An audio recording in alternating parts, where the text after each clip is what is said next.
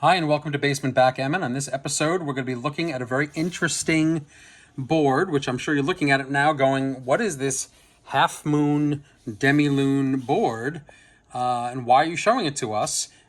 Is this a backgammon board? Backgammon boards are square. Well, yes, this is a backgammon board. It is a Circlegammon board. Circlegammon is not a variant of backgammon. It is a variant of how backgammon is presented.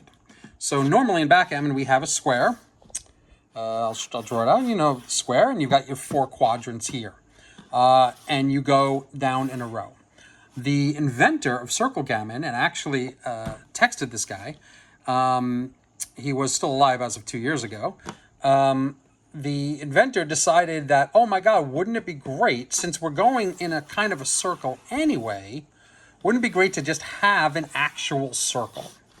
And he created a board, of which I have one of the original boards, and I'll do another video of that another time.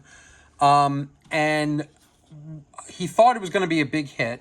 And what ended up happening, he told me, was that his intellectual property was basically stolen by other manufacturers, of which this is one of those boards that stole his intellectual property. They took the idea, they made a circle, and what ended up happening, there was a bunch of these that were made in the 70s, and it wasn't a big hit. And the reason it wasn't a big hit, inertia is one of them, but it is a little, it's confusing. It's confusing to people who play in the square all their lives to then transfer that into a circle, even though the moves are exactly the same.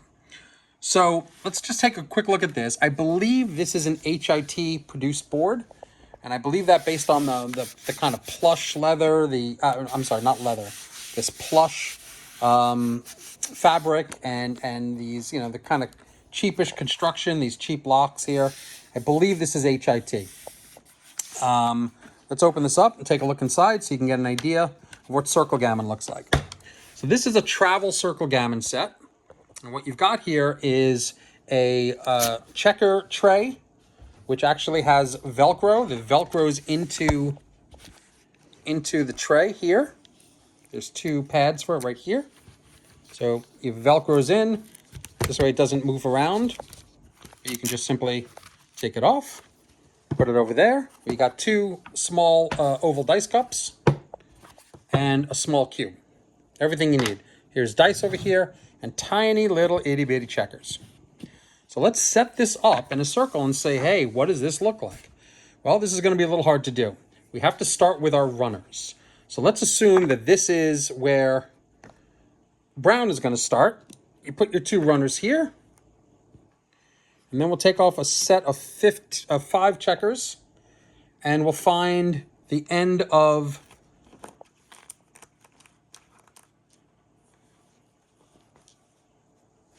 the item here, the end of this quadrant. So the 2 runners, and at the end of this quadrant, there's 5 runners. This would be the 18 point, right? 18, 19, 20, 21, 22, 23. Did I get this right? 24, 23, 22, 21. I'm the 13 point, sorry, the midpoint. 24, 23, 22, 21, 20, 19, 18. That's the bar point. 17, 16, 15, 14, 13. And then you've got 3 over here. And 5 here. Good. Now, the white would be in reverse, except whereas in a square board, reverse means across the board. Here, reverse is just starting from the other side. So instead of this being 20, this is your runner over here.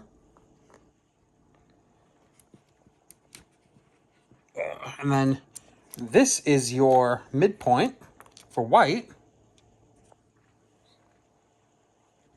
And these are your 3 over here on your 8 point. And on your 6 point you've got here. So this is the home for white. This is the home for brown. Do you see that setup? This is your Circlegammon setup. And what's confusing about it, as you can imagine, is white's got to go this way and brown's got to go this way. Here's the bar area. Brown comes back in here in white's home board. White comes back in here in brown's home board. confusing. So this is, I mean, there's nothing wrong with it. I've seen different formats before for backgammon. One of them is a long format where you just have 24 points all in a row. And the board opens up lengthwise. And the point of that, I believe, was so you could play on a plane. So two people sharing 2 seats next to each other could unfold this, have it come all the way in lengthwise rather than across, and it's called side-by-side gammon. You can do it. The rules are exactly the same, except all the points are in one straight row all the way across, 1 through 24. So there are other ways to do this. So let's take a look and see how movement would go, what this sounds like. Whoops, I already moved some checkers. Here we go. 6 and 3. So let's assume that brown starts. So we'll go 6 over here. And we will go, let's see. Let's just run it. 6 and 3. It's so confusing. Now, white is going the opposite way. So we're going to go 6 and 2. So I am now 1, 2, 3, 4, 5, 6. I'm in direct shot from the brown checker over there. This is already making my head hurt. So 6 and 5 would be here. Actually, let's double hit here. On the 5. There you go. Now I got one on the 1 point. See how confusing this looks?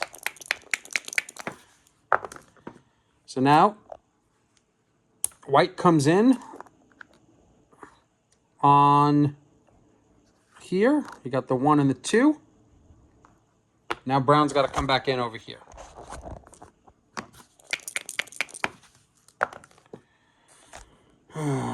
Five.